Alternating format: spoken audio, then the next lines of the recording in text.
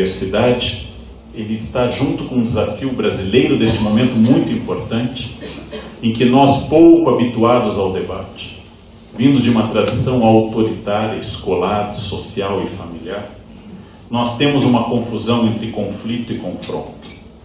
Conflito é desejável. Conflito é algo que mostra a diversidade humana. Se houver duas pessoas namorando, há conflito. Se houver 4 pessoas em família, há conflito. Se houver uma sala de aula, há conflito. Se houver trânsito, há conflito. O conflito nasce no momento que na mitologia judaico-cristã Eva aparece. O conflito aumenta na outra geração com Caim e Abel. 50% de homicídios na primeira família humana. O conflito vai se estender e toda a história mitológica, bíblica e toda a identidade bíblica é história de conflitos. Conflitos permanentes, inclusive dos grandes profetas e dos grandes reis de Israel. O conflito é essencial na constituição da história. A história pode ser lida, se não, como disse Marx em 1848, como uma história da luta de classes, pelo menos como uma história do conflito. Adão não tivesse desobedecido, a Bíblia terminaria no capítulo 2 do Gênesis. Ele duraria para sempre e Eva, para o resto da vida, um olhando para o outro, passeando no jardim, todos os dias, há 5.776 anos, desde que eles foram criados. Ou seja, conflito é metaforicamente essencial e ele é o início de uma produção. Discordância é boa, quem discorda de mim não é meu inimigo, é um outro ser humano. Bem, conflito é diferente de confronto. Confronto é quando eu acho que eu tenho que enfrentar quem discorda de mim, inclusive eliminar. Seja pela humilhação do argumento, seja pelo poder físico, seja pelo poder policial. Confronto é um equívoco, conflito é desejável. A confusão entre conflito e confronto faz as pessoas não entenderem democracia. Na ditadura não há nem conflito algum, porque tudo termina num confronto violento. Todo e qualquer. Ou seja, vou dar um exemplo a vocês. Vocês acham difícil haver debates políticos nos diretórios acadêmicos, nos diretórios de estudantes? Na ditadura não tinha. Todos eles se reuniram em Ibiúna e a ditadura prendeu todos. Não há mais nem conflito.